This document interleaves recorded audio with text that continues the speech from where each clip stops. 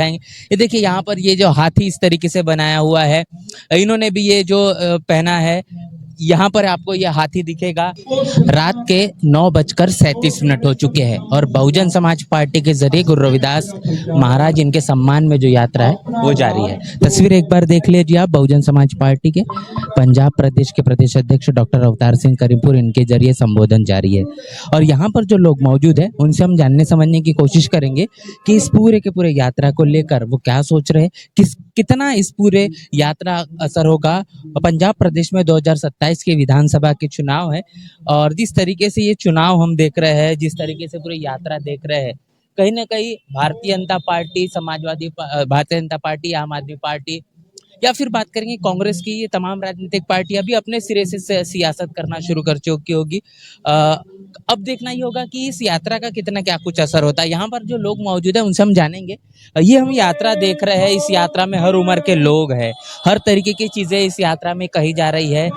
आप देखेंगे कि इस पूरे यात्रा को लेकर क्या कहेंगे। सबसे पहले मैंने आपको जब देखा तो ये जो स्कार्फ आपने लिया हुआ है, थोड़ा एक बार घूम जाइए, मैं आप तमाम हमारे दर्शकों को दिखाएंगे। ये देखिए यहाँ पर ये जो हाथी इस तरीके से बनाया हुआ है, इन्होंने भी ये जो पहना है, यहाँ पर आपको ये हाथी दिखेगा। रविदास महाराज की यात्रा है, लोग भावुक है, धार्मिकता के साथ जुड़ रहे हैं। बसपा को इस तरीके से प्रमोट करना, बसपा को लेकर इस तरीके से नीले झंडे हाथी निशान को लेकर चलना, क्या इसका असर होगा नहीं होगा, क्या लगता है? आपके जवाब से पहले तो आपका बहुत बहुत धन्यवाद, साधुवाद आपका कि आप इस पूरे प्रोग्राम को कवर कर रहे हैं।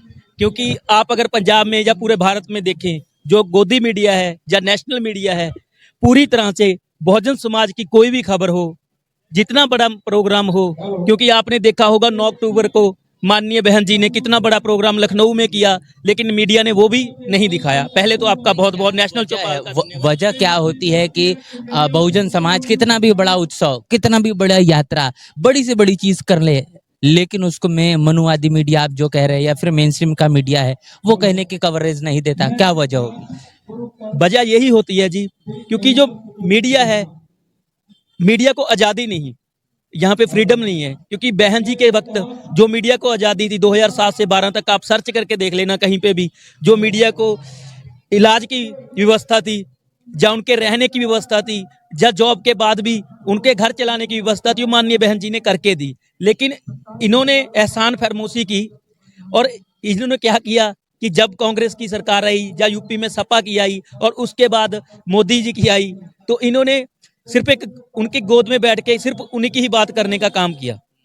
इन्होंने ईमानदारी, जो पत्रकारिता थी, उसे ईमानदारी से नहीं निभाया। अगर ईमानदारी से दिखाएं तो इतने बड़ा जो आप देख रहे हो विशाल इकट्ठ जिसे बोलते हैं, इतना बड़ा इकट्ठ को इन्हें दिखाने में बिल्कुल संकोच ना होता। ये 8 दिन हो चुके हैं इस पूरे यात्रा को। बीएसपी का हाथी, बीएसपी का झंडा गुरु घरों में जा रहा है। उसके बाद भी लोगों में वो जोश और जुनून है, वो एक सियासत को लेकर, धार्मिक स्थलों को लेकर एक नाराजगी या फिर कहेंगे एक डिफरेंस रहता है ना, उतना ज्यादा चीजें अलाउ नहीं होते। लेकिन ये यहाँ पर कुछ अलग तस्वीर दिख रही है।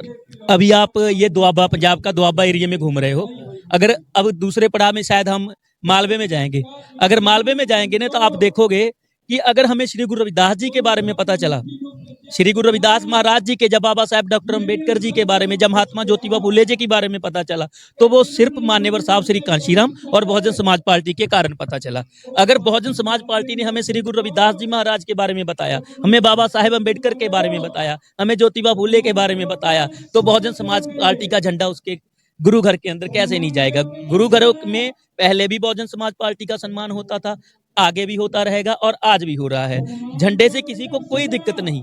बात यह है कि इन्हों के पाप, ये पहले तो उन्होंने 10 अगस्त 2019 को इन्होंने गुरु रविदास मंदिर वो तुगलकाबाद में ढेरी किया, उसे मिटाया।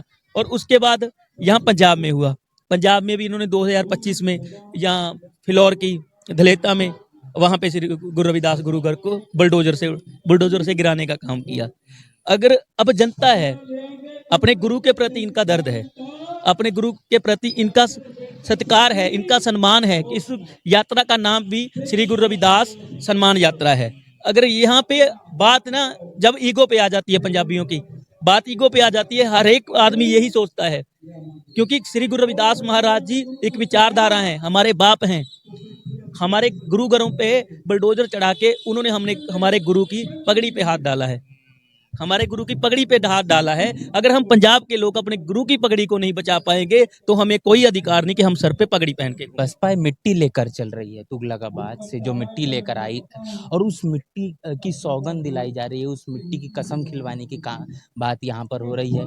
क्या लगता है कि चुनाव जब आता है तो चुनाव में चीजें बदल जाती है, लोगों का सोचने का तरीका बदल जाता है, लेकिन क्या लगता है कि ये कसम खाने के बाद भी ये चीजें बरकरार रहेगी या फिर चुनाव के बाद पास तक चीजें बदल जाएगी? जैसे आपको पता होगा पंजाब में जो लोग हैं ना, पंजाब वाले लोग वो अनखी लोग हैं। और जो 2010 में हुआ, 2019 में 10 अगस्त को, वो कोई छोटा मामला नहीं था।